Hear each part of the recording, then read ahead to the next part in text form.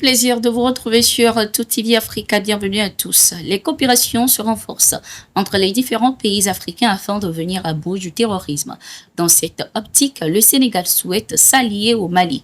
Le ministre des Forces armées du Sénégal, le général d'armée aérienne Biram Diop, présent au Mali depuis quelques jours déjà, a rencontré le président de transition du Mali, le général Assimi Goïta. Le ministre des Armées du Sénégal a ainsi transmis un message de son président Bassirou Diomaye Faye à son homologue malien. Ce message peut être résumé en 3 points principaux, notamment l'amitié et la solidarité, le soutien au Mali dans sa lutte contre le terrorisme et l'extrémisme, ainsi que l'espoir d'un renforcement de la coopération militaire entre les deux pays. Nos armées entretiennent déjà d'excellentes relations. Nous devons les renforcer pour mieux lutter contre les menaces communes et assurer la sécurité de nos frontières, a laissé entendre Biram Diop. Il y a quelques jours, le ministre des Armées du Sénégal avait déjà rencontré son homologue malien, le général Sadio Camara du Mali. Les échanges ont porté notamment sur la formation militaire, le renforcement des capacités et l'échange d'expériences entre les forces de défense des deux nations. Un accent particulier a été mis sur la sécurisation des frontières et la lutte contre la criminalité transfrontalière. Rappelons que le Sénégal, dans son optique de souveraineté et de diversification des partenariats, a décidé de revoir son partenariat avec la France en demandant le retrait des soldats français du territoire.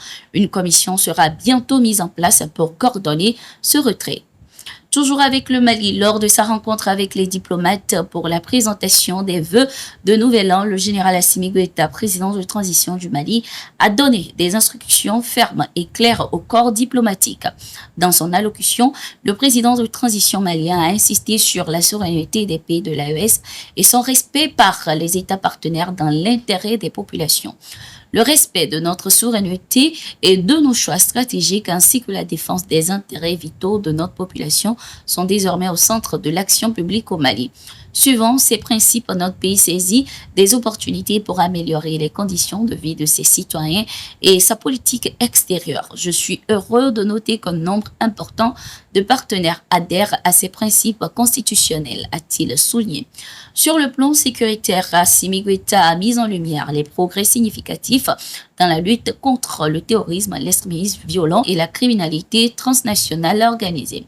Ces progrès ont été rendus possibles grâce au perfectionnement de notre outil de défense et au réarmement moral des femmes et des hommes qui le composent, a-t-il martelé.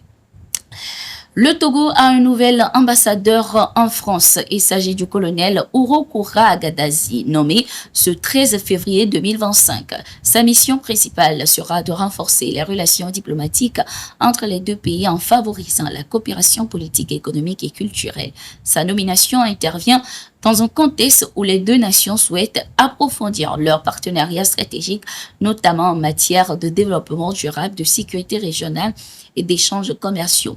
Il mettra son expertise au service des intérêts du Togo tout en œuvrant pour une meilleure visibilité du pays en France.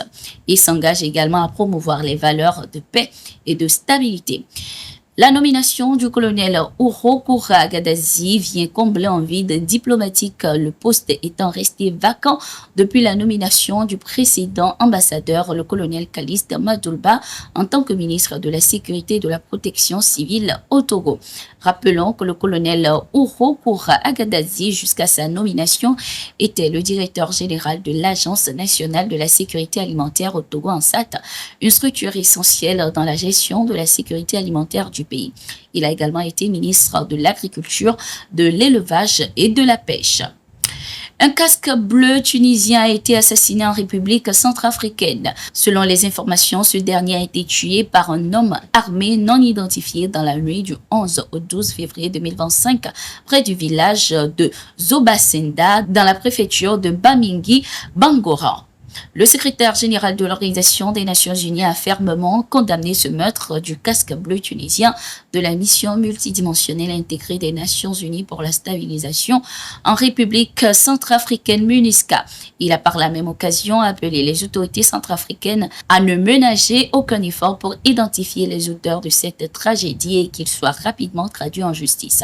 Car, selon lui, les attaques visant le personnel du maintien de la paix des Nations Unies peuvent constituer des crimes de guerre en vertu du droit international. En Ouganda, l'opposant Kizza Besigye a entamé une grève de la faim depuis ce 10 février 2025. Selon son avocat, il serait actuellement dans un état critique.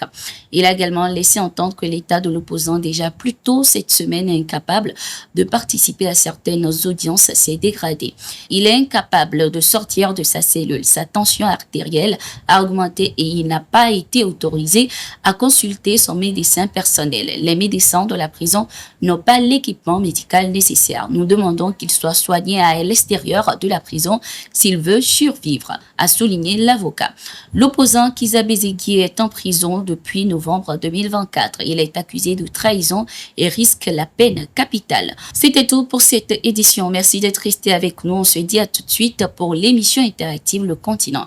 Vous pourrez d'ores et déjà commencer à laisser vos avis sur le thème de ce soir qui est USAID impose quelles conséquences pour les pays de l'AES. À tout de suite.